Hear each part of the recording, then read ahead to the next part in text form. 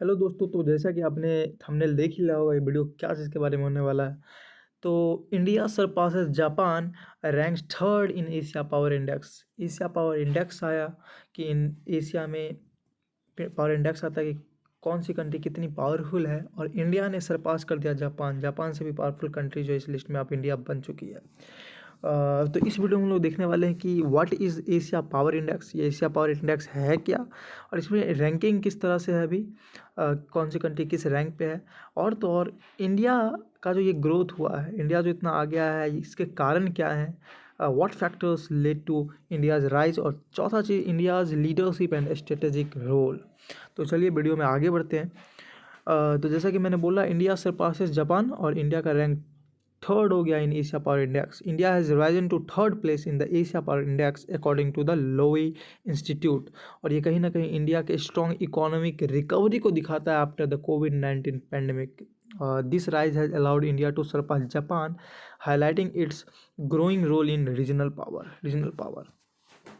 तो यही इसलिए ये न्यूज़ में आया। थोड़ा सा वीडियो में आगे बढ़ेंगे तो what is the Asia Power index. Asia Power index है क्या, ये जानना जरूरी है। तो एशिया पावर इंडेक्स की बात करें तो ये मेज़र करता है the influence and power of 27 countries in Asia and Pacific region. Asia और पैसिफिक रीजन में ना 27 कंट्रीज के पावर और इन्फ्लुएंस को मेजर करता है कि कौन सी कंट्री कितनी पावरफुल है और कितना इन्फ्लुएंस है उन कंट्रीज़ का। ये देखता है, it looks at several factors like military. अब ये कैसे रैंकिंग देता है, तो कई सारे फैक्टर्स हैं, जैसे मिलिट्री स्ट्रेंथ देखा जाता है कि किस देश की, किस कंट्री की जो मिलिट्री है वो पावरफुल है, कितनी अच्छी है। इकोनॉमिक रिसोर्सेज देखे जाते हैं, और तो और डिप्लोमेटिक इन्फ्लुएंस किस तरह का है, साथ ही साथ cultural impact to determine each countries overall power. तो ये सारे फैक्टर्स को देखकर जो है ओवरऑल रैंकिंग दिया जाता है। और इसमें पाकिस्तान भी इस रैंकिंग में आता है, ये बात ध्यान रखना। इस इंडेक्स में पाकिस्तान की रैंकिंग भी बताई जाती है। थोड़ा सा आगे बढ़ते हैं वीडियो में, तो करंट रैंकिंग में जो इंपॉर्टेंट रैंकिंग से हमें ध्यान रखने हैं, वो ये है। जो टॉप किया इसमें यूएस ने, क्या हुआ, यूनाइटेड स्टेट्स ऑफ अमेरिका ने टॉप किया इस रैंकिंग को विथ 81.7 स्कोर, जो कि बहुत ही ज़्यादा है। सेकेंड नंबर पे चाइना है, जिसका स्कोर 72.7 है। थर्ड पे इंडिया है, थर्ड पे इंडिया आ गया। पहले फोर्थ पे था, जापान को सर पास कर दिया, जैसा कि हमने न्यूज़ देखा भी अभी, और जापान से ऊपर आ गया अब इंडिया। इंडिया का रैंक स्कोर जो है 39.1 है, और वही जापान का जो है 38.9 है। हाँ, बहुत ज़्यादा अंतर नहीं है, पर हम लोग जापान से ऊपर आ गए हैं, और ये कहीं ना कहीं इंडिया के डोमिनेंस को दिखाता है। फिर चौथे नंबर पे जापान एंड पाँचवें नंबर पे ऑस्ट्रेलिया है, जिसका स्कोर 31.9 है, और रसिया का स्कोर 31.1 है। आप यहाँ पे देखें तो यूएस का बहुत ज़्यादा है स्कोर 81.7, और चाइना का भी 72.7। तो उन दोनों देशों के कंपैरिजन में बाकी कंट्री बहुत पीछे है, पर हाँ, ग्रोथ हो रहा है, बहुत ही अच्छा बात है। और इंडिया तीसरे नंबर पर आ गया है, ये कहीं ना कहीं बहुत ही बड़ा अचीवमेंट है इंडिया के लिए। थोड़ा सा आगे बढ़ेंगे वीडियो में, तो कि क्या कारण थे, व्हाट फैक्टर्स, कौन से फैक्टर्स थे जिसकी वजह से इंडिया ने राइज किया इतना ज़्यादा। तो पहला चीज़ तो है इकोनॉमिक ग्रोथ। इंडिया ने जिस तरीके से पेंडेमिक के बाद रिकवर किया, वो कहीं ना कहीं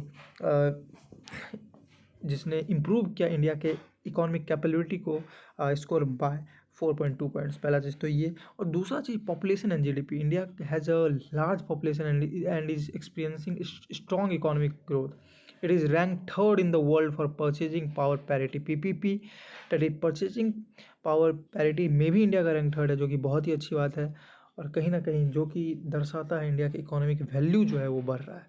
तीसरा चीज़ था diplomatic influence. India has increased India has increase it's in international presence through multilateral dialogues, जैसे कि क्वाड एक बहुत ही अच्छा एग्जांपल है, जिसमें इंडिया है, क्वाड 4 कंट्रीज इसमें आते हैं, 4 कंट्रीज़ की ग्रुपिंग है। इसमें जापान है, ऑस्ट्रेलिया है, यूएस है, और इंडिया है। ये आपको ध्यान रख लेना है। और तो और यही कुछ फैक्टर्स थे, इंपॉर्टेंट फैक्टर्स, जिनकी वजह से इंडिया ने राइज किया है इतना ज़्यादा। आगे देखेंगे, जो कि आज हमारे वीडियो का लास्ट पॉइंट है, India leadership and strategic role. देखो, under prime minister Narendra Modi leadership, India has reached its international profile. ये सबको पता है और दिख रहा है साफ साफ। The country follows a non aligned strategy meaning it stage neutral in many global conflicts. वो भी एक बड़ा कारण है इंडिया बहुत ज़्यादा ऊपर आया है, और ये कहीं ना कहीं इंडिया को अलाउ करता है India to carefully manage complex geopolitical issues while contributing to regional security. आप देख रहे होंगे कि उधर रसिया यूक्रेन में वार चल रहा है, इसराइल पैलेस्टीन, अभी तो इसराइल हिजबुल्लाह भी शुरू हो गया है, इधर बांग्लादेश में, इधर श्रीलंका में भी टर्म है, मतलब हर जगह कुछ ना कुछ चल रहा है। लेकिन इंडिया का स्टैंड बड़ा क्लियर है, न्यूट्रल है। इंडिया की हर देश के साथ अच्छी दोस्ती है, आप ये देखते होंगे। और ये कहीं ना कहीं यही चीज़ है, इंडिया की लीडरशिप और स्ट्रेटेजिक रोल जो वो बड़ा कमाल का है। ये एक बड़ा कारण जो रहा है, एक बड़ा फैक्टर रहा है इस इंडेक्स में ऊपर आने का। तो गाइज आज की वीडियो में इतना ही है। वीडियो पसंद आए तो लाइक करिएगा, शेयर करिएगा और कमेंट करके ज़रूर बताइएगा वीडियो कैसा लगा। और कुछ अगर वीडियो में आपको नहीं भी समझ आया तो आप बोलिएगा कमेंट में, मैं आपको फिर समझा दूँगा। और आगे किस चीज़ पे वीडियो चाहिए आप ज़रूर बता सकते हैं। Thank you guys.